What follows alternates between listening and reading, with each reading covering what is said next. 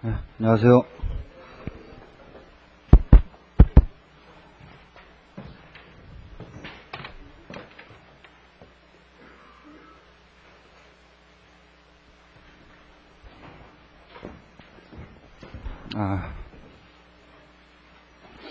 오늘 물권법 첫 시간인데요.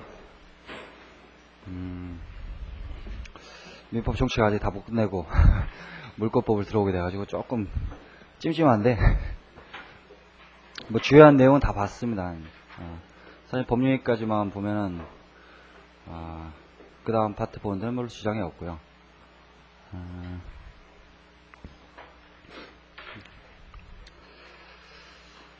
물권법은 민법 총칙에 비해서는 뭐 사람마다 조금 다를 수도 있겠지만 조금 수월하실 겁니다.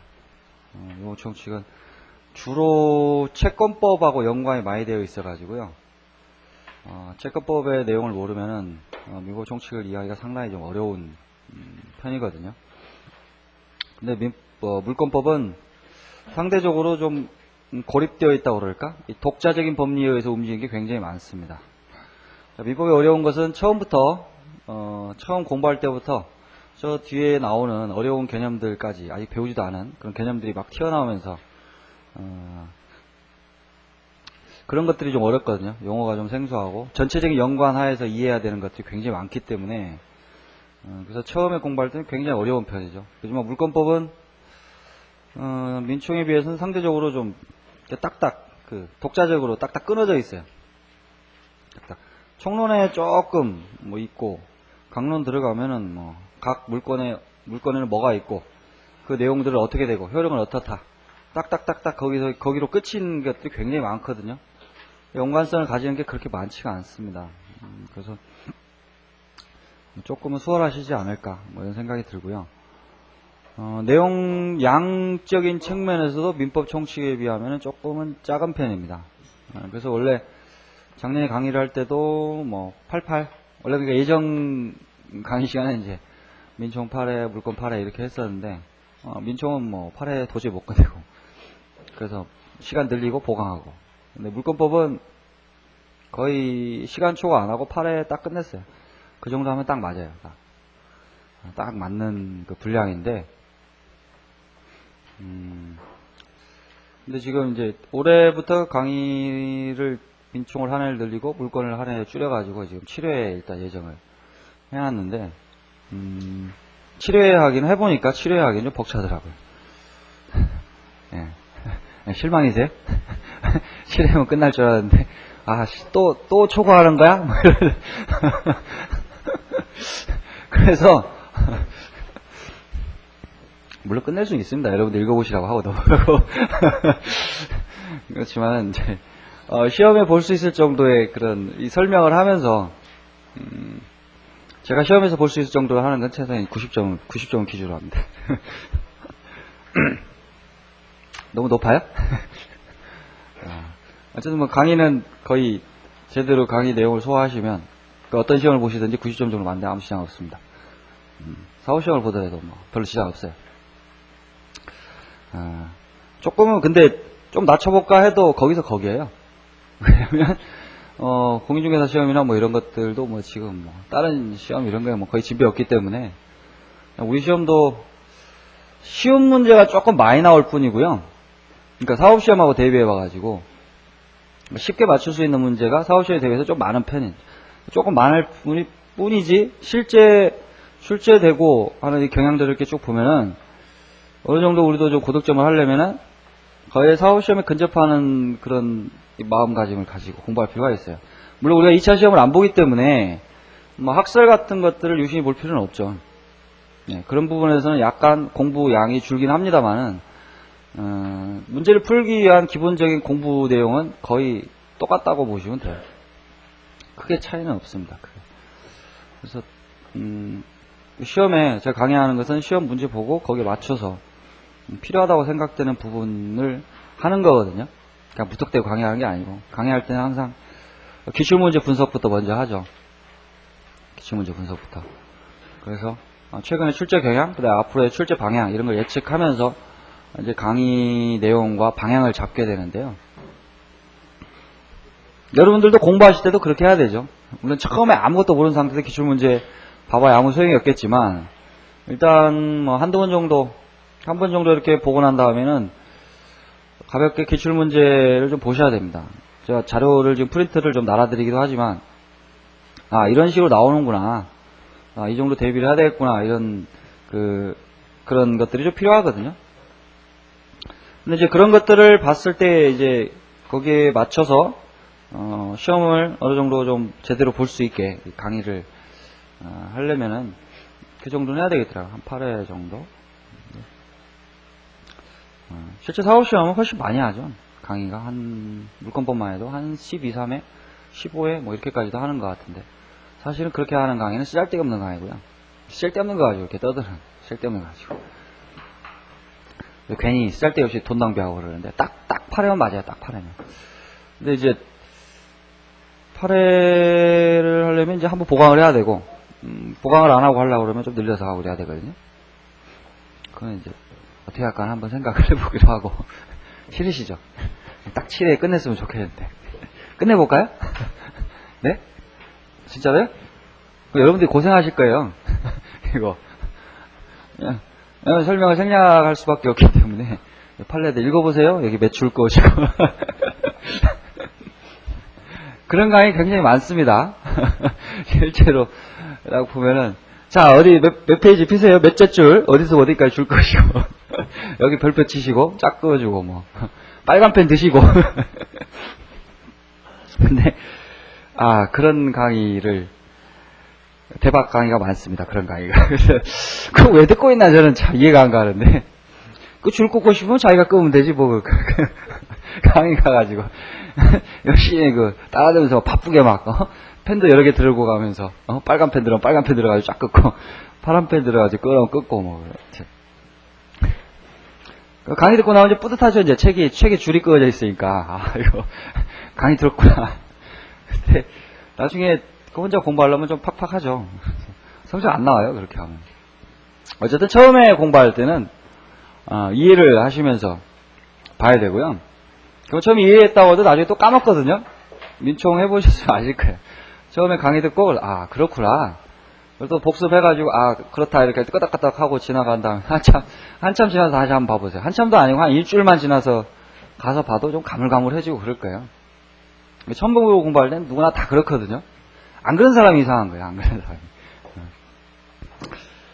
사람이. 그래도 이제, 미보 총시할 때도 좀 말씀드렸지만, 그래도 좀, 다음에 공부할 때, 그래도 좀 시간을 좀 절약하고, 좀 튼튼히. 그러니까 똑같이 까먹지만, 그게 좀 다르거든요. 이해를 하고, 한번 숙지를 하고, 그 다음, 이제 까먹고, 그 다음에 다시 공부하는 것과, 그냥 잘 이해도 못한 상태에서 그냥 대충 한번 암기하고, 암기. 두 문자 따가지고 암기하고, 이렇게 해가지고 넘어가서, 그 다음에 또 보는 거 갖고는, 천재 차이가 납니다. 천재 차이가. 나중에 시험 볼 때쯤 되면은.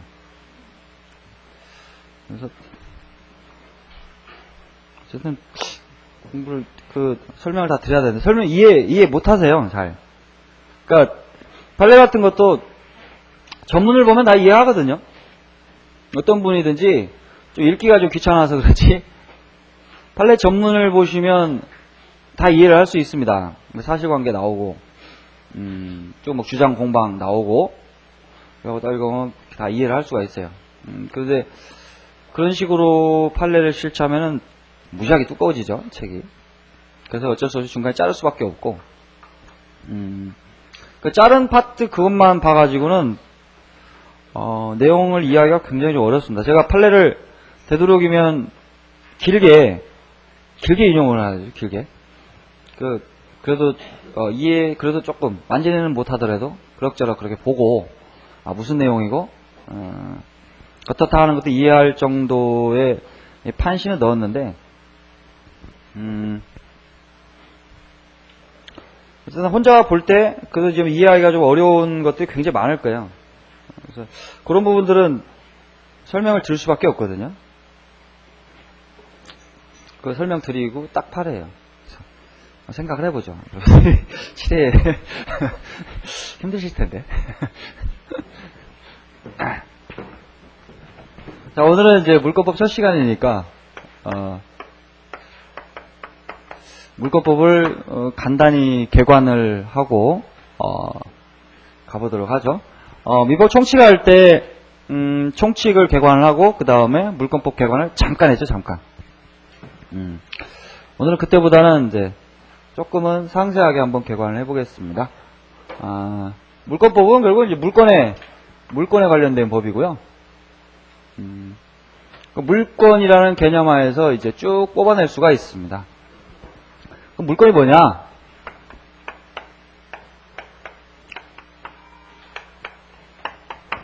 물권에 대해서는 일반적으로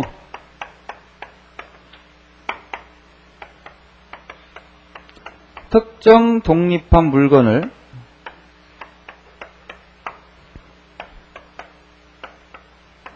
직접 지배하는 배타적 권리, 뭐 이렇게 정의할 수 있겠습니다.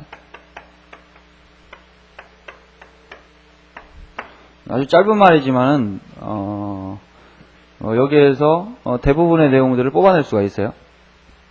그래서 이게 이제 물건의 내용이고요. 물건이 성립하기 위해서는 요게 필요하죠. 물건이 필요하죠. 이게 이제 권리의 객체가 되겠습니다. 물권의 객체가 되겠습니다. 객체. 그래서 물권의 객체는 우리 민법 총칙에서도 좀 배웠었죠. 98조부터 102조까지. 그래서 물건의 개념은 이제 98조에 나오고요. 98조에서는 이제 유체물 기타 관리할 수 있는 자연력이라고 정의를 하고 있습니다. 유체물 기타 관리할 수 있는 자연력. 그래서 물건에는 이제 유체물과 이제 무체물이 있고요. 근데 유체물이든 무체물이든 이 관리 가능성을 가지고 있어야 됩니다.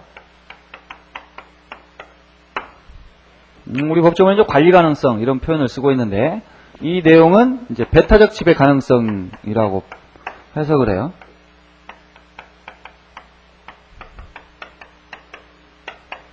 배타적 지배 가능성. 그러니까 다른 사람의 지배를 배제하고 내가 이제 그 배타적으로 어떤 물건을 이제 지배할 수 있는 가능성을 가지고 있어야 됩니다. 근데 유체물이라고 하더라도 배타적 지배 가능성이 없는 것은 물건이 아니다. 물건이 아니다. 그 다음에 이제 무체물 같은 경우에는 배타적으로 지배하기가 어려운 것들이 굉장히 많지만 과학이나 이런 것들이 발전하면서 영역들이 좀 더 이제 넓어져 가고 있죠. 일단 이 정도로 하고요. 그 다음에 이제 외계의 일부.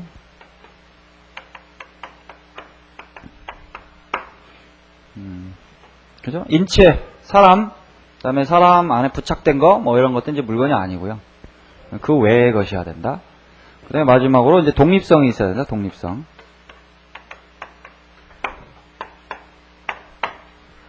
그래서 하나의 독립한 물건의 객체가 될 수 있는 것은 하나의 독립한 물건이어야 된다. 하나의 물건의 객체가 될 수 있는 것은 독립한 물건이어야 된다. 근데 그게 독립한 물건인지 아닌지는 뭐 일률적으로 판단할 수 있는 문제는 아니고요. 거래관념, 사회 통념 이런 거에 따라서 판단할 수밖에 없습니다. 일단은 뭐 여기서는 이 정도로만 하고요. 총칙에서 이제 이 내용들을 좀 공부를 했었죠. 그 다음에 물건 직접 지배하는 거죠. 이건 채권하고 대비되는 개념인데요. 채권 같은 경우에는 그 채권자가 채무자에게 일정한 행위를 청구하는 것을 내용으로 합니다. 그래서 그 채권이 만족을 얻기 위해서는 기본적으로 채무자의 협력행위가 필요해요. 자기가 뭐 직접 이렇게 실현시킬 수는 없습니다. 물론 강제집행 방법 이런 것들을 나중에 해서 사후에 구제할 수 있는 방안이 있지만 기본적으로는 이 채무자의 협력행위가 있어야 채권에 만족을 얻을 수가 있죠. 하지만 물건은 어떤 다른 사람의 행위를 매개로 하지 않죠. 그냥 자기가 직접 지배하는 겁니다. 직접. 그래서 어떤 물건에 대해서 소유권을 가지고 있다. 여러분들 지금 책을 가지고 계신데 이걸 뭐 사셨으면 이제 나의 소유죠. 그러면 이 물건을 이 물건에 대한 소유권을 실현하기 위해서 다른 사람의 협력 이런 것들이 필요한 게 아니고 내가 직접 지배하면 되죠. 그냥 뭐 자유롭게 사용 수익할 수 있고 줄도 쫙쫙 끌 수도 있고 필요 없으면 팔아치울 수도 있고 뭐 이런 거죠. 그래서 다른 사람 행위를 매개로지 않고 직접 지배한다. 지배. 근데 이제 통상 이제 지배는 이제 그 두 가지 방향으로 나타난다고 하는데요. 물건이 가지는 가치는 통상 사용 가치와 교환 가치가 있다고 얘기를 하죠. 이 물건이 가지는 이제 두 가지의 그 측면인데요. 사용 가치는 일종의 이제 질적인 측면에서 파악한 것이고, 교환 가치는 양적인 측면에서 파악한 게 되겠습니다.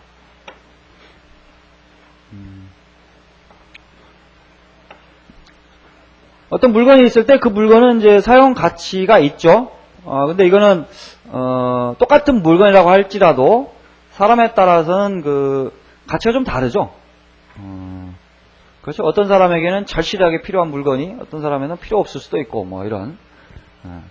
근데 교환 가치는 그 물건이 가지는 것을 양적으로 크기를 평가해 놓은 거죠. 크기를. 어떤 물건이 토지가 얼마다. 그러면 그 가치를 이렇게 양적으로 평가해 놓은 거잖아요. 그래서 요거하고 요거는 이제 조금 차이가 있는데 가장 기본적인 물건이라고 할 수 있는 소유권.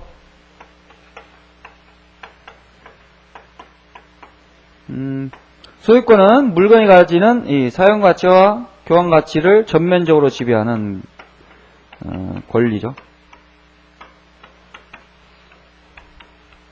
사용 가치와 교환 가치를 전면적으로 지배할 수 있는 권리. 그래서 소유권의 내용은 우리 법이 지금 212조에 규정하고 있나? 211조인가?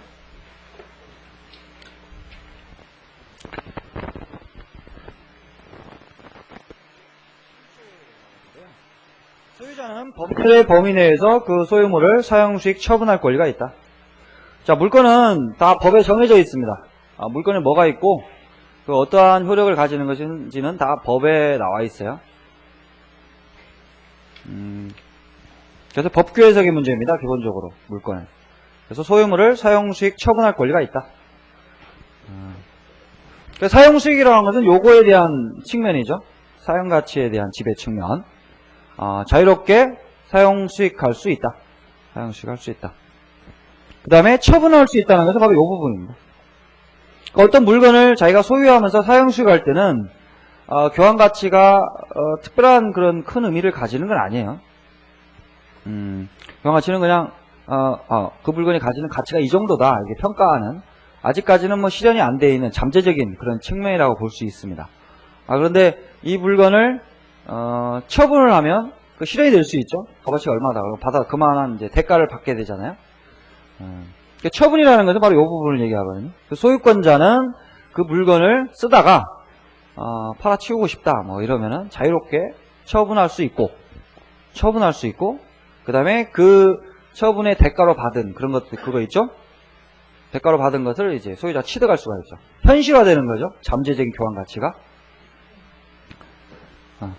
그런데 이제 요거 말고 이런 물건이 가지는 가치를 전면적으로 지배하는 것이 아니라 일면적으로 지배하는 권리들이 있죠.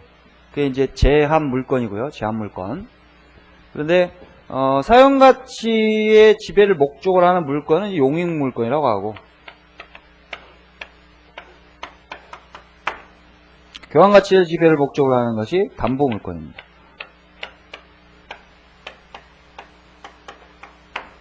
담보 물건. 그래서 용익 물건은 우리 법이 지상권, 지역권, 전세권을 규정하고 있습니다. 전세권은 이제 담보권적 측면도 가지고 있고요. 담보권적 측면도 아울러 가지고 있습니다. 지상권이 우리 법의 279조에 있는데요. 법전이 가지고 계신 분은 그냥 보시고요. 안 가지고 계시면 그냥 들어두세요. 이런 거다. 그냥 이렇게만.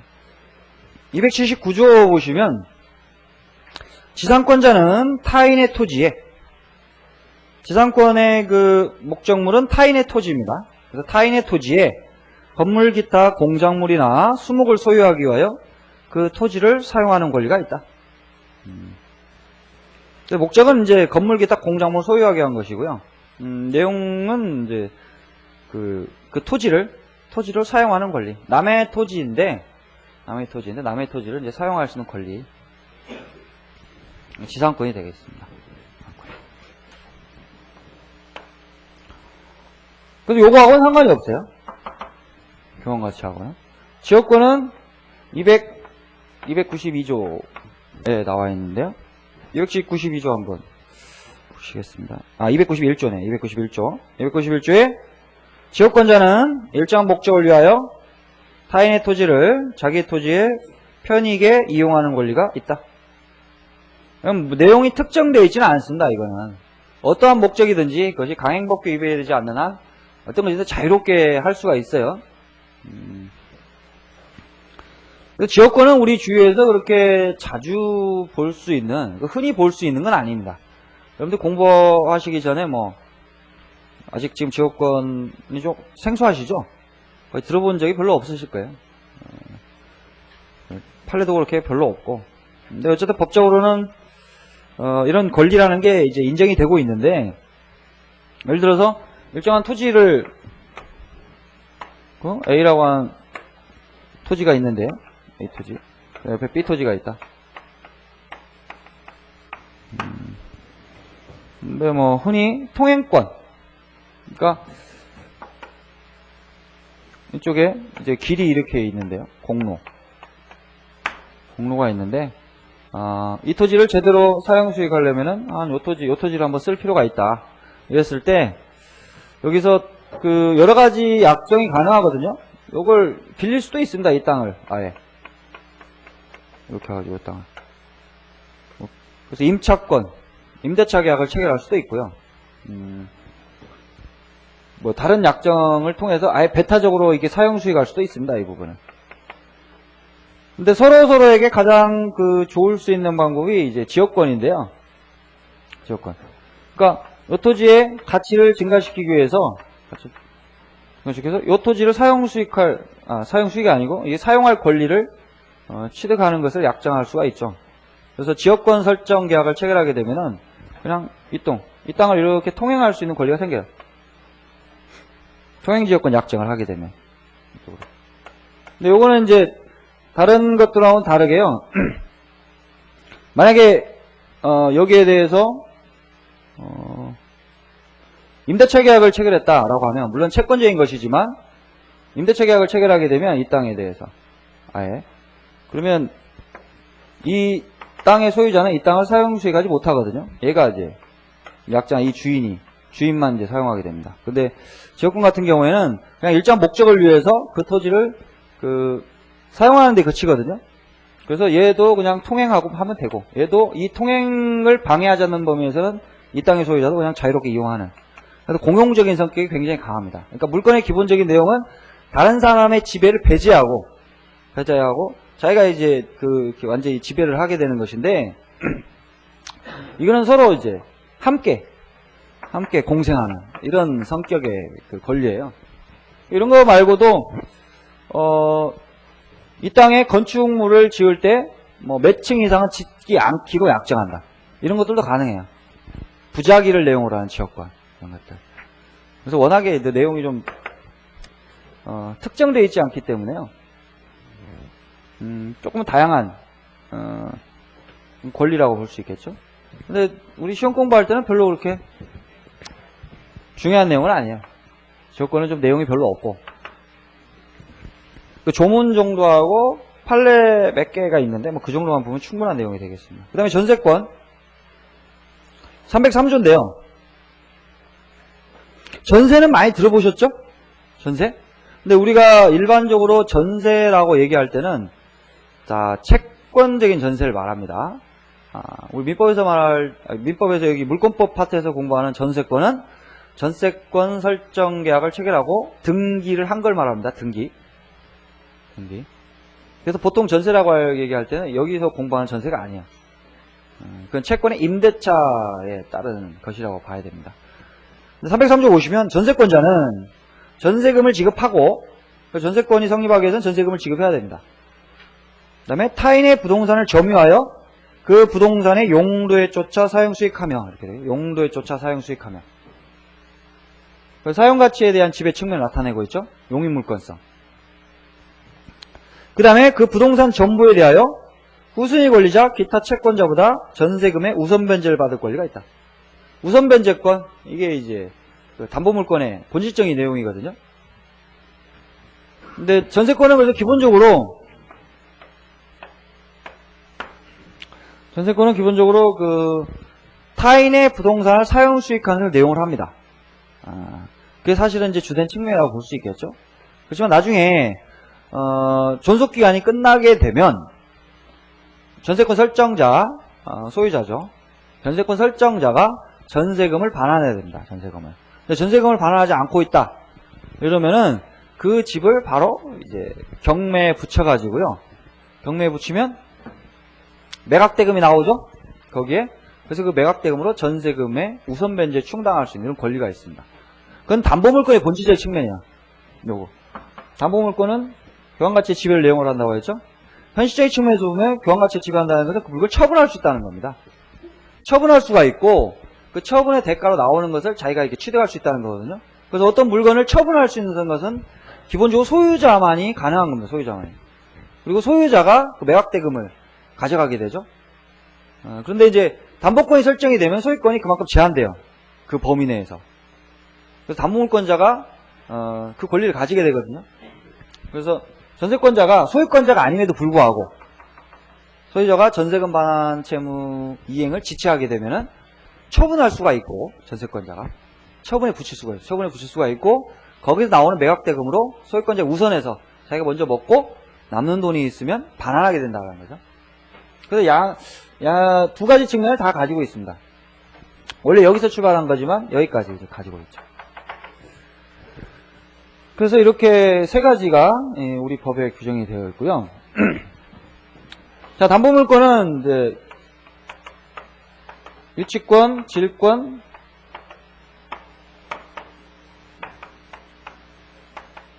저당권 세 가지가 있습니다. 근데 유치권은 일단 차치하고요. 자, 질권. 질권에는 동산질권하고 이 권리질권이 있습니다. 동산질권이 329조인데요. 329조. 보시면 동산질권자는 채권의 담보로 채무자 또는 제3자가 제공한 동산을 점유하고 동산에 대하여 다른 채권자보다 자기 채권의 우선 변제를 받을 권리가 있다. 그래서 어떤 사람이 이제 돈을 빌리면서요, 담보로 자기 소유의 그 동산을 담보로 제공하는 거죠. 그래서 아예 점유를 넘겨주는 거죠. 채권자한테. 채권자는 그러면 그 물건을 점유를 하고 있죠. 점유를 하고 있고 나중에 돈을 갚으면 돌려주고 돈을 안 갚으면 그 물건을 처분해 가지고요. 경매에 붙여서 거기서 나오는 매각대금으로부터 우선해서 변제를 받을 수 있는 이런 권리가 되겠습니다. 이게 굉장히 좀 오래된 고전적인 담보 방법이라고 할 수 있죠. 옛날에는 다 이렇게 전당포 이런 게 많이 활용이 됐죠. 옛날 영화 보면은 맨날 나오잖아요. 그 가난한 이런 사람들이 돈이 없으면 이제 시계 풀러가지고 이제 전당포 가서 돈 좀 받아오고 카메라 팔고 책 공부하다 하면 책도 막 갖고 가서 주고 받아오고 이러죠. 요즘에는 잘 없는데 여기 보셨어요? 전당포? 있기는 있는 것 같은데 이런 거죠. 근데 이제 예전에는 그 동산질권이 많이 좀 활용됐었지만 최근에는 오히려 더 많이 활용되는 게 바로 이제 권리질권입니다. 권리질권. 재산권 그 자체를 이제 담보로 잡는 거죠. 그래서 이게 345조인데 질권은 재산권을 그 목적으로 할 수 있다. 재산권을 목적으로 할 수 있다. 특히 채권 같은 것들을 이제 담보로 잡는. 자세한 내용은 뒤에서 보기로 하고요. 이렇게 돼 있고, 그 다음에 이제 저당권. 저당권이 조문이 300 몇 조더라? 주문이 좀 헷갈리는데. 356조.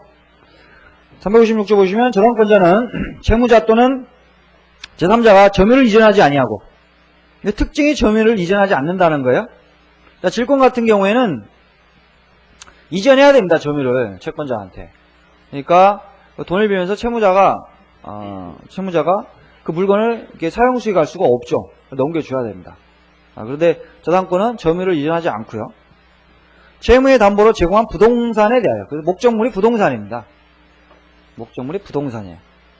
부동산에 대하여 다른 채권자보다 자기 채권의 우선 변제를 받을 권리가 있다. 그래서 사용수익권은 저당권 설정자가, 소유자가 그대로 가지고 있죠. 그래서 그대로 가지고 있고, 저당권자는 그냥 담보권만 그냥 등기만 해 있는 거죠. 등기만. 사실은 실질적인 측면에서 보면 그랬다가 이제 채무자가 돈을 갚으면 이제 저당권 등기를 말소하는 것이고요. 돈을 안 갚으면 그 부동산을 경매에 붙여가지고 거기서 나온 매각대금으로부터 저당권자가 우선해서 변제를 받는 이런 측면, 이런 권리가 되겠습니다. 350. 근데 유치권은 조금 틀려요. 이건 이제 물건이 가지는 교환 가치를 지배하는 권리라고 할 수 있는데, 이건 지배하는 건 아니에요. 지배하는 건 아니고 그냥 돈 갚을 때까지, 돈 줄 때까지 그냥 물건을 점유할 수 있는 권리입니다. 버틸 수 있는 권리. 그래서 이게 320조에 있는데요. 320조 보시면, 타인의 물건 또는 유가증권을 점유한 자는 물건이나 유가증권에 대하여 생긴 채권이 변제기에 있는 경우에 변제를 받을 때까지 그 물건 또는 유가증권을 유치할 권리가 있다. 뒤에 질권이나 저당권 공부할 때는 끝에가 뭐야? 우선 변제를 받을 권리가 있다 이랬죠. 우선 변제를 받을 권리가 있다. 근데 여기는 그냥 유치할 권리가 있다. 그래서 갚을 때까지 안 주고, 남의 물건이지만 안 주고 버틸 수가 있습니다. 그래서 뭐 간단한 사례로 어떤 물건을 뭐 시계 전방에 맡겼다. 그러면 이제 시계 수리하는 그 시계 수리점, 그 사람이 그 시계 수리대금 채권을 가지게 되잖아요. 고치면 그 수리대금 채권은 이제 여기서 말하는 물건에 관해서 생긴 채권으로 보통 해석을 합니다. 그래서 그걸 갚을 때까지 이제 돌려주지 않을 수 있는 그 권리를 가지게 됩니다. 그래서 A 소유의 시계가 있는데 B가 잠깐 빌려갔어요. 임대차? 뭐 이런 거 가지고 임대차 계약을 체결하는 건 잘 없지만 어쨌든 빌렸다고 해보자. 근데 얘가 이게 시계 수리점에 맡겨요.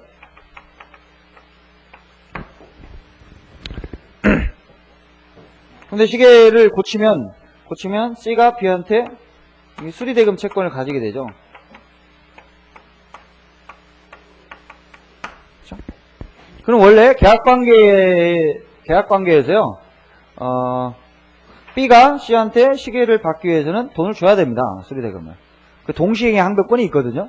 얘가 돈을 안 주면 시계를 돌려주지 않을 수 있는 동시행 항변권이 있습니다. 근데 동시행의 항변권은 채권이거든요. 채권이기 때문에 당사자 간에만 문제돼요. 당사자 간에. 그래서 소유자가 와가지고 달라라고 하면 얘에 대한 동시에 항변권으로 대항할 수가 없습니다. 동시에 항변권은.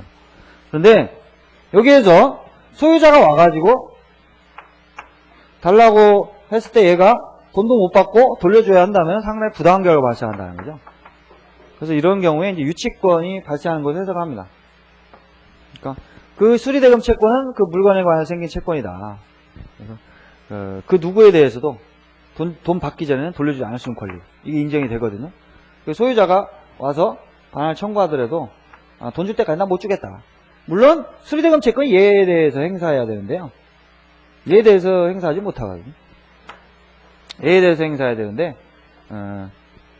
어쨌든 돈 줄 때까지는 그냥 버틸 수 있는 마음대로 해라. 그래서 이제 간접적으로 강제하는 겁니다. 간접적으로. 그 물건이 아닌 교환가치 직접 지배해서 만족을 얻는 이런 권리라기보다는 그냥 물건을 계속 이렇게 버티고 가지고 있음으로 해가지고 아쉬우면 돈 갚고 가져가라 뭐 이런 권리. 이게 유치권이에요. 그래서 이게 이제 320조 이하에서.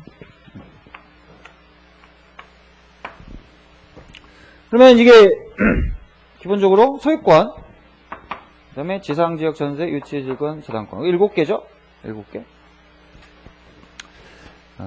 이것도 조금 독특한 거였지만 물건을 이게 어떤 물건이 가지는 가치를 직접 지배하는 것을 내용으로 하는 그런 권리가 아니고요. 지배할 수 있는 권리거든요. 이거는.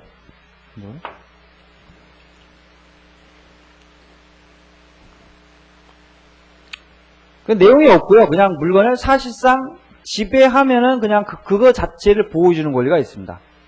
그 자체를. 그래서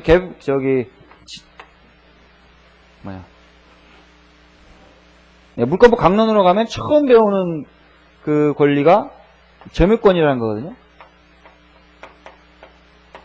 지금까지 보시면 권리가 내용이 있죠? 어떠한 그 효력을 가지는지, 어떠한 내용을 가지는 건지 내용이 있잖아요. 근데 점유권이라고 하는 것은 내용이 없어요. 그래서 이게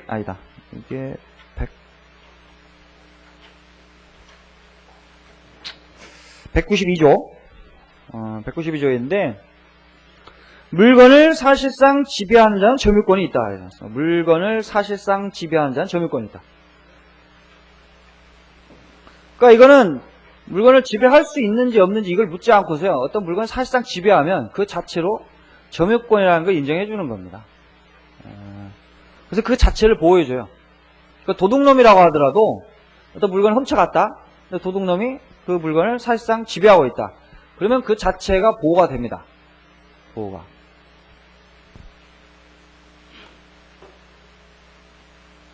그래서 뭐 강제로 누가 뭐 뺏어가려고 하면은 이제 그걸 막을 수도 있고요. 가서 반환을 청구할 수도 있고 뭐 이런 권리들이 인정이 돼요.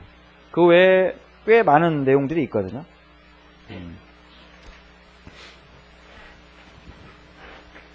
독특한. 좀 과연 이것이 좀 물건이냐 하는 의문이 있죠. 지배의 방향이 없기 때문에 그냥 사실상 지배하는 것에 대해서 어떤 보호를 해주는 거고, 어떤 물건이 가지는 가치를 지배하는 내용은 아니기 때문에요. 조금 독특한 성격을 가지고 있습니다. 일단 이렇고, 그래갖고 이제 강론까지 기본적인 건 다 봤죠. 그 다음에 배타적인 권리입니다. 배타적인 권리. 이것도 이 채권하고 극명하게 대비되는 것인데요. 채권은 채무자한테 일정한 행위를 청구하는 것을 내용으로 합니다. 그래서 배타성이 없어요. 배타성이 없습니다. 근데 물건은 이제 배타성을 가지고 있어요. 그래서 어떤 물건에 대해서 일단 어떠한 지배가 성립을 하게 되면요, 그와 양립하지 않는 내용을 지배로 하는 물권이 또 성립할 수가 없습니다. 그러니까 어떤 물건에 대해서 소유권이 하나 이제 성립을 했다라고 하면 그 소유권이 넘어갈 수는 있어도 그 소유권이 존속하는 상태에서 또 소유권이 인정될 수가 없고요. 그래서 채권은 뭐 동일한 내용의 채권이 여러 개가 있을 수도 있습니다. 얼마든지. 근데 그 물권은 그런 게 인정되지 않고요. 인정되지 않고. 소유권이 두 개 있을 수가 없습니다. 소유권.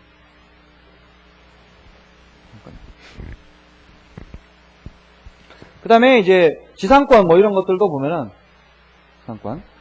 타인의 토지를 사용하는 권리죠. 그래서 어떤 토지에 대해 지상권이 설정되면 또 동일한 것을 내용으로 하는 지상권이 설정될 수가 없습니다. 인정이 안 되죠, 절대. 그래서 자기가 이제 오로지 나만을 위한 배타성을 가지는 이런 권리입니다. 그래서 채권하고는 좀 다르게 좀 고려할 필요성이 있겠죠. 채권은 지들끼리 관계고요. 당사들끼리 관계입니다. 채권자와 채무자 간의 관계. 물권은 다른 사람에 대한 그런 것들이 굉장히 크죠. 그래서 소유권을 취득하려고 한다. 그러면은 소유권자가 아닌 자로부터는 소유권 취득할 수가 없겠죠. 그리고 어떤 물건에 대해서 이미 저당권이 지상권이 설정되어 있다라고 하면 그 토지에 대한 지상권도 성립할 수가 없거든요. 그러니까 이 부분이 채권과는 다르게 일정한 그 예측 가능성이라고 할까? 이런 게 좀 필요하지 않는가. 그러니까 누구에게 어떠한 내용의 물건이 있다는 것을 좀 공시될 필요가 있다. 이런 게 강하게 요청이 됩니다.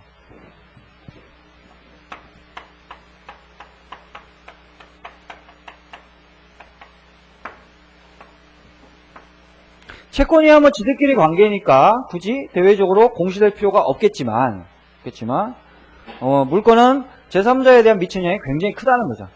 배타성 때문에. 그래서 누구에게 어떠한 내용의 물건이 있는 것인지 공시가 될 필요가 있다. 공시가 될 필요. 그래서 공시 원칙이 강하게 관철이 되고요. 그 다음에 공시의 원칙을 실효성 있게 유지하기 위해서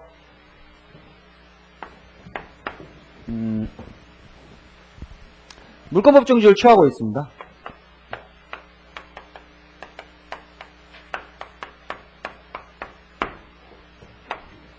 (185조) 185조가 물권법에 들어가면 처음으로 나오는 조문인데요. 27페이지 185조 물권은 법률 또는 관습법에 의한 외에는 임의로 창수하지 못한다. 이렇게 했습니다. 물권은 법률 또는 관습법에 의한 외에는 임의로 창수하지 못한다. 물론 이제 이걸 물권법정주를 인정하는 그 이유들은 여러 가지가 있지만 현대에 와가지고 가장 실천적인 측면에서 가장 중요한 의미를 차지하는 게 바로 공시원칙이거든요.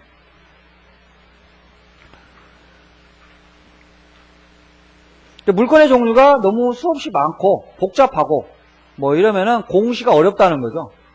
공시가. 사실 동산 같은 거는 이제 공시가 뭘로 되냐면 점유로 공시가 되거든요.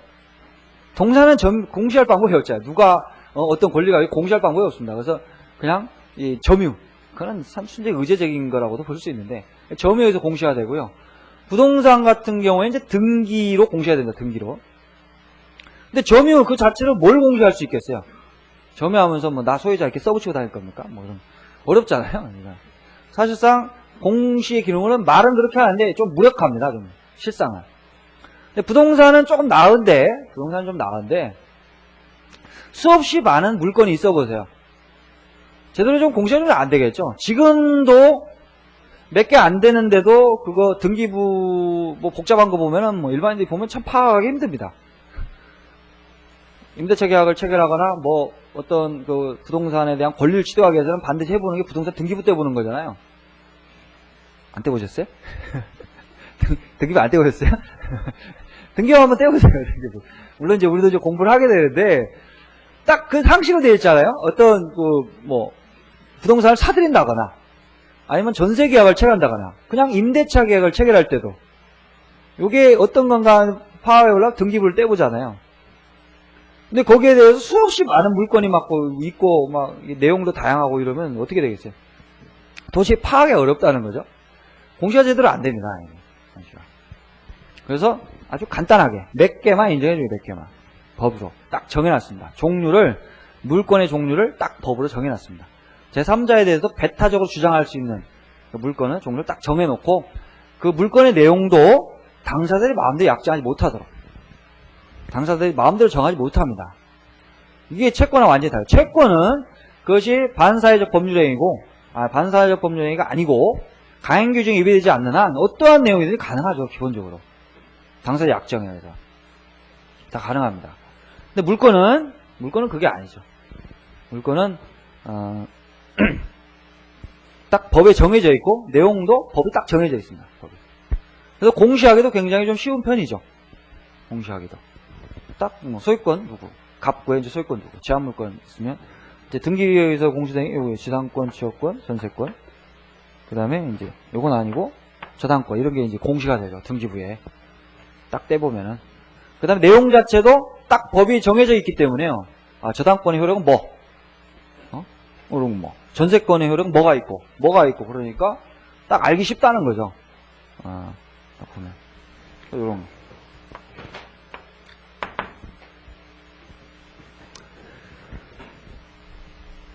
자, 그 다음에 총론으로 와가지고요. 맨 앞에 이런 기본적인 내용들을 공부하고, 그 다음에 이제 바로 들어간 게 물권의 변동이거든요.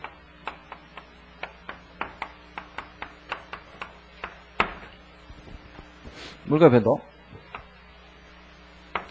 자, 민법 총칙 시간에도 맨 앞에 일반적인 내용 공부하고 권리 의무, 뭐 기본적인 개념 공부하고, 그 다음에 권리의 주체, 권리의 객체, 그 다음에 이제 권리의 변동이었죠.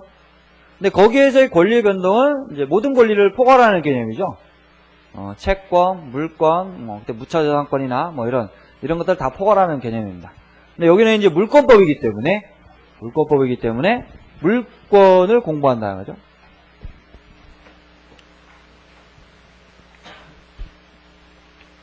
근데 여기에서 이제 물권의 변동은요, 우리 법제가 부동산하고 동산을 이제 규율을 달리하고 있죠.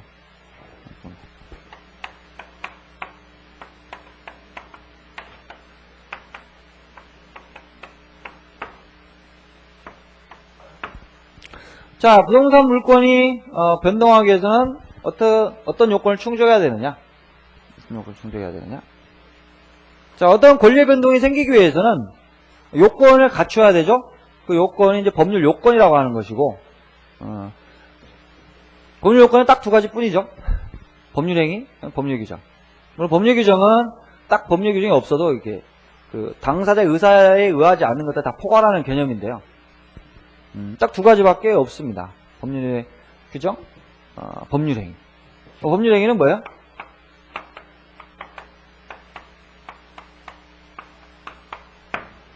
당사자의 의사에 의해서 물권 변동이 생기는 거죠. 당사자의 의사에 의해서 물권 변동이 생기는. 지들이 스스로 의혹해가지고, 물권 변동 의혹해서 생기는 건데요. 법률행위에서 부동산 물권의 변동이 되기 위해서는 우리 법이 법률행위에다가 등기를 요구하고 있습니다. 등기. 186조 등기.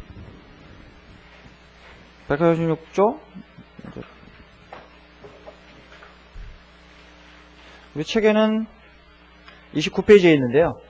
부동산에 관한 법률행위로 인한 물권의 득실 변경은 등기하여야 그 효력이 생긴다. 이렇게 정하십니다. 등기하여야 그 효력이 생긴다. 그러니까 당사자들이 물권 변동을 의혹하는 그런 이제 법률행위를 했더라도, 그게 물권행위죠. 그걸 했다 하더라도 그것만으로 바로 물권 변동이 생기지는 않고요. 등기라는 요건까지 갖춰야 생기는 것으로 이렇게 정하고 있습니다. 등기까지. 그래서 물권 변동이 하나의 요건이죠. 이게 등기가. 근데 187조는 이제 법률의 규정에 의한 물권 변동인데요. 이 부분이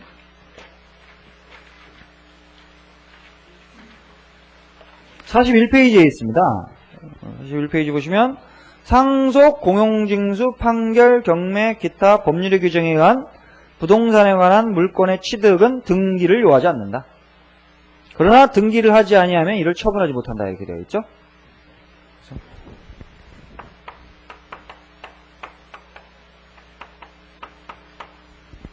법률의 규정에 의한 물권 변동은 등기가 필요 없다.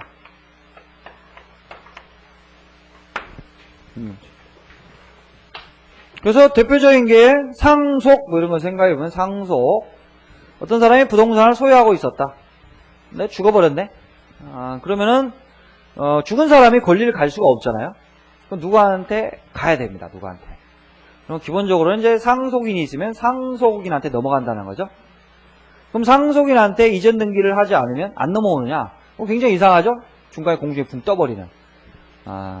그래서 이 경우에는 그냥 바로 등기 없이 상속인이 소유권을 취득해버립니다. 그 물건에 대한 소유권을. 등기가 필요 없죠. 다만 그 사람이 단서에 보면 그러나 등기를 하지 아니하면 이를 처분하지 못한다. 그러니까 그 상속인이 부동산을 딴 사람한테 처분하려고 했을 때 그때는 이제 법률행위가 한 거죠. 자기 의사에 넘기는 겁니다. 상속은 의사에 의해서 넘기는 게 아니에요. 법률 규정에서 넘어오는 겁니다. 상속제도에 의해서. 근데 그 상속인이 딴 사람한테 판다. 이건 법률행위죠. 자기 의사에서 넘기려고 하는 거니까. 자, 이때는 등기를 해야 된다. 그러니까 본인 명의로, 그러니까 상속에 의한 등기를 하고, 상속인명을 옮기고, 그 다음에 이제 다른 사람 팔면 그 양수인한테 그 이전 등기를 하는 형식, 이렇게가 넘기게 되죠. 그래서 등기를 해야, 등기를 하지 않으면 이를 처분하지 못한다. 너무나 당연한 내용인데, 일단 이제 크게 이제 두 가지 규정을 두고 있습니다. 187조, 186조, 187조. 그래서 이쪽으로 가느냐, 이쪽으로 가느냐가 이제 기본적인 쟁점이 되고요. 시험에 자주 나옵니다. 다음 중 뭐 등기를 요하지 않는 경우는 뭐 이래가지고 자주 나옵니다. 이런 것들.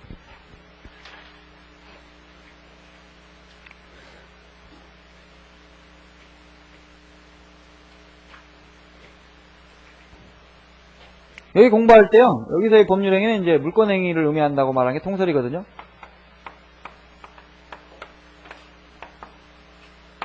여기도 다 포함하는 거지만, 그래서 물권행위가 뭐고, 어떠한 내용을 가지느냐, 이 기본적인 내용을 공부하고요. 그 다음에 물권분동이 생기게 등기가 필요하죠?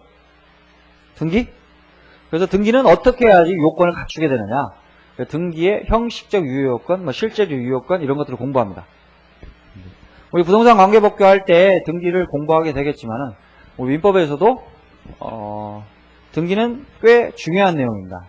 시험에 몇 문제씩 나오고요. 쟁점들이 굉장히 많습니다. 그래서 요거를, 요렇게 기본적인 내용 공부하고, 등기를 좀 상당히 좀 상세하게 보는 편입니다. 총칙에서. 그 다음에, 동산은 굳이 총론에서 언급할 필요가 없습니다. 왜 그러냐면, 자, 동산 물권이 인정되는 그 권리는 뭐만 있냐면, 점유권, 소유권, 유치권, 질권, 이 뿐이거든요. 네 가지 뿐입니다. 저당권, 부동산 물권이고, 이것도 부동산 물권, 부동산 물권, 부동산 물권. 보시면. 동산 물권이 인정되는 건 이거밖에 없습니다. 굳이 뭐 이걸 이쪽에 총론에서 규율할 필요가 없거든요. 이건 봐보세요. 저도 저희 부동산에 관련된 법률행위에서 물권분들이 생겨서 등기 필요하잖아요. 이게 다 규율되는 거 보세요. 저당권, 등기. 이것도 해야 되고. 요거 있어요, 요거. 그 다음에 소유권. 그러니까, 통칙에서 뽑아가지고, 앞에서 뽑아가지고 규율할 그 필요성이 굉장히 높아요. 이거는. 공통점이 많기 때문에. 근데 이거는 뭐, 별로 그런 게 없어요. 근데 이제, 교수님들이 형식상 부동산과 동산을 이렇게 맞춰가지고 이렇게 설명하느라고. 자, 법률행위에 의한 동산 물권의 변동은 인도를 해야 된다라고 보시죠. 인도. 그래서 인도 188조부터 190조까지. 인도의 방법을 4가지. 현실인도, 간이인도, 목적을 반환 척과 양도, 점유계정. 그 4가지를 여기서 보게 됩니다. 근데 실질적으로 이 조문이 의미를 가지는 것은 소유권 뿐입니다. 소유권 뿐이요.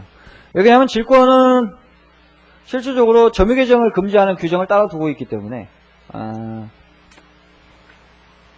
직접적으로는 빠지는 부분이 생기거든요, 여기서. 실질적으로는 소유권 뿐입니다. 질권 따로 규정이 있고, 요거는 법률의 규정에서 생기는 것이고요. 당연히 약정에서 성립시킨 게 아닙니다. 그러니까 여기 규율될 일이 없어요. 여기에서 규율될 일이 없고. 점유권은 뭐 의사에 의해서 생기고 이러는 거 아닙니다. 그냥 어떤 물건에 대해서 사실상 지배를 하는 자가 있으면 그냥 그 지배 상태를 존중하는 거거든요. 약정에 의해서 뭐 점유권을 발생시키거나 뭐 이러지 않습니다. 그러니까 전혀 뭐 상관이 없는.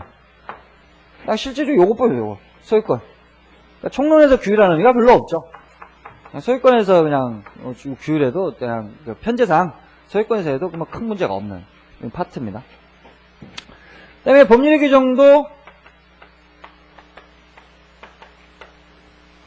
법률 규정에 의한 동산 물권의 변동도 특별히 앞에서 뽑아내갖고 설명할 게 없어요. 실질적으로 보면은. 이거 어차피 그 파트 공부할 때 이제 공부하는 것이고요. 요건데, 그 파트에서 설명하면 되거든요. 소유권이나 질권이나. 근데 여기서 굳이 교수님들이 앞으로 뽑아가지고 소유권 취득의 원인으로서 선의 취득을 249조부터 251조 손해배상 규정을 앞에서 뽑아가지고 설명을 합니다. 이게 다예요.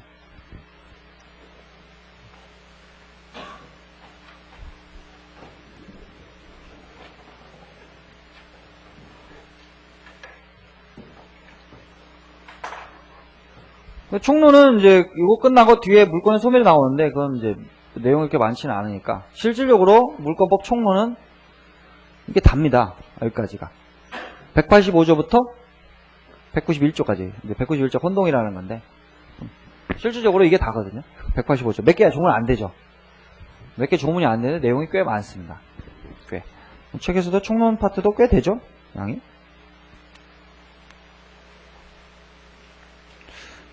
학교 다닐 때 이걸 한 학기 동안 배운 것 같은데 총론을. 근데 다 못 끝내죠. 뭐 교수님이 뭐 중간에 테스트도 치러 가야 되고 오늘은 날이 좋으니까 그냥 뭐 10분만 하지 수업 안 하시고 그러다 나중에 이제 진도 다 못 끝내고 한 번도 대학 다닐 때 진도를 끝내본 적이 없는데 교수님들은 그래서 좋아요. 학원에서야 그 진도 안 끝내면 무지 욕먹고 이제 그만 때려쳐야 되죠. 때려쳐야 돼. 뭐 교수님이야 뭐 수업 안 하셔도 뭐 그 누가 뭐 쫓아낼 수도 없고 또 학생들도 좋아하죠. 아 오늘 안 한다. 근데 이제 우리가 공부할 때는 저걸 한 두 번 반, 세 번도 안 해요. 그냥 끝내버리죠. 딱. 그리고 이제 이쪽으로 갑니다. 총론은 여기까지 이제 공부하고 강론으로 가서 맨 앞에 이제 점유권 공부하고 그 다음에 소유권. 소유권이 좀 양이 많습니다. 소유권의 그 내용, 범위 뭐 이런 것들. 그 다음에 소유권 취득 원인. 근데 취득은 법률행위에 의한 취득은 여기서 공부를 하죠. 법률 취득은. 그러니까 소유권 취득이 소유권 파트에서 공부하는 취득 원인은 다 법률 규정에 의한 취득입니다. 법률 규정에 의한. 그래서 뭐 취득시효라든가 그 다음에 뭐 무주물 선점, 습득 발견 뭐 이런 것들이 있고요. 부합, 혼합, 가공이랑 아마 첨부 이 규정들이 있습니다. 소유권 취득의 원인을 그렇게 쭉 공부를 하고 그 다음에 하나의 물건을 수인이 공동으로 소유하는. 그러니까 두 개의 소유권이 있는 게 아니고요. 그걸 어떻게 설명하면 하나의 소유권인데 양적으로 분할해가지고 공동으로 소유하는. 이게 공유 이런 게 있고 그 다음에 조합체가 공동으로 소유하는 합유. 그 다음에 비법인 사단이 집합체로서 물건을 소유하는 총유. 총유는 우리 민법 총칙 시간에 좀 공부를 했었죠. 공동 소유 내용을 공부를 하고요. 그 다음에 이제 마지막으로 명의신탁이라고 하는 이제 우리나라에서 발전했던 독자적인 법리 이런 것도 소유권 파트에서 공부를 합니다. 그 다음에 이제 지상권에서는 가면 이제 지상권의 기본적인 내용, 효력 이런 것들을 쭉 공부하고요. 그 다음에 이제 하나 더 지상권 파트에서 공부해 법정지상권이 있습니다. 법정지상권. 법정지상권. 그러니까 실질적으로는 보통의 지상권보다는 훨씬 중요한 내용이 법정지상권입니다. 왜 그러냐면 지상권 이름 잘 안 들어보셨죠? 들어보셨어요? 저 뭐 처음에 법대 들어가지고 지상권 이런 말 듣고 도대체 뭐야? 여기서 법대 들어가서 딱 처음에 그래도 딱 와닿는 그 내용이 소유권하고요. 소유권, 저당권, 전세권 뭐 이 정도. 나머지는 뭐냐? 뭐 질권 뭐 이런 나오는데 이게 뭘까? 도저히 감이 다 안 오더라고. 근데 실제 지상권이 그렇게 그 주위에서 잘 보이지 않습니다. 약정에 의해서 지상권을 뭐 취득한다 이런 사례가 별로 보이지 않거든요. 왜냐하면 소유권에 대한 제한이 굉장히 좀 큽니다. 지상권의 최단 존속 기간이 경공 건물의 소유를 목적할 때 30년이거든요. 30년. 30년 동안 그러면 지상권 설정되면 토지 소유자는 30년 동안 자기 땅임에도 불구하고 사용수를 전혀 못하고요. 지료만 받아야 된다. 지료만. 그리고 그 30년이 끝나도 금방 또 이제 회복이 올 수 있는 것도 아니에요. 그 지상 건물이 현존하면은 지상권자가 그 갱신을 청구할 수가 있고요. 갱신을 거절하면 매수 청구를 할 수 있습니다. 매수 청구.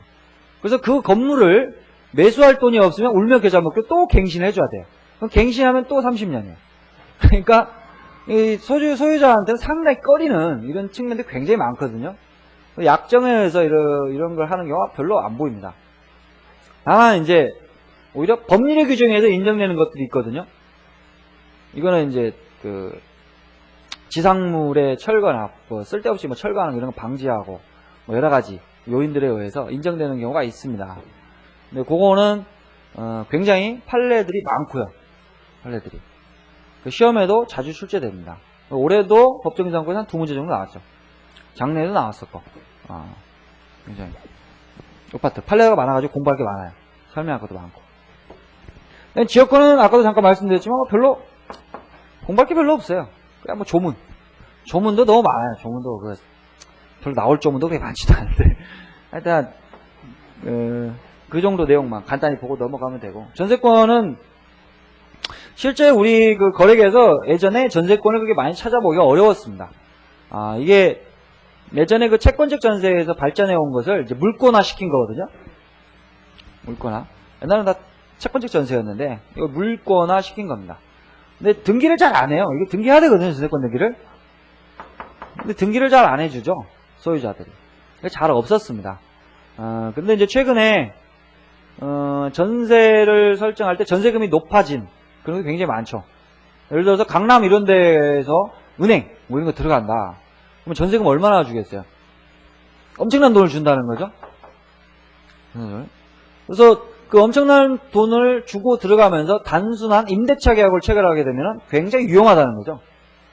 돈 날리게 됩니다. 보통 임대차는 뭐 우선 그 집주인이 날라버리면 어떻게 받을 방법이 없습니다. 받을 방법이. 경매에 붙었다? 한 푼도 못 받습니다. 한 푼도. 혹시 남는 돈이 있으면 만약에 어떤 건물에 대해서 딱 들어갔어요. 보통 임대차 계약을 체결하고 들어갔습니다. 상가에.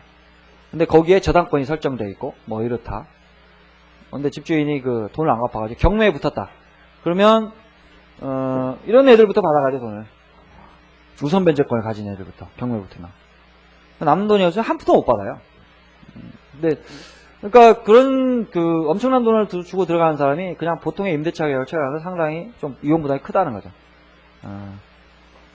그래서 요즘에는 등기를 하는 경우가 굉장히 많습니다. 그리고 전세권자가 힘 있는 기관이 많기 때문에 그런 과정에서는.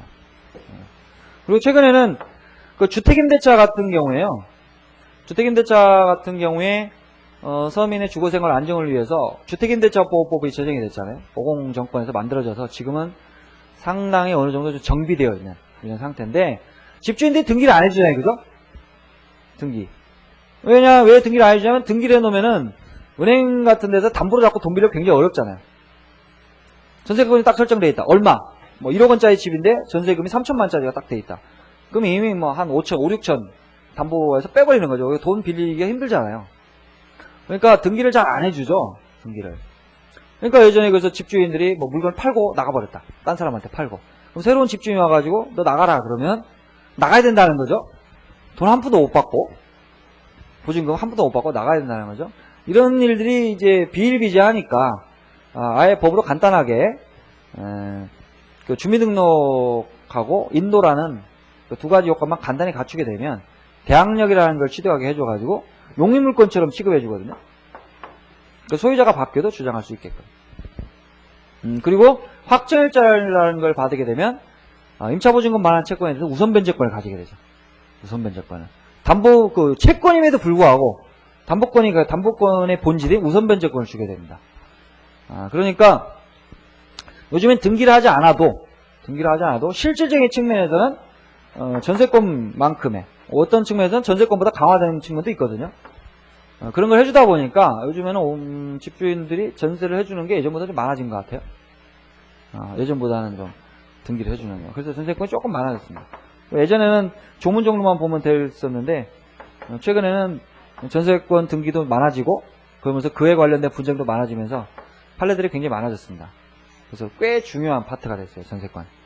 네. 유치권은 아주 좋아하죠. 우리 교수님들이 유치권 내는 걸 아주 좋아합니다. 그래가지고 반드시 한두 문제는 나와요. 올해도 나왔었고.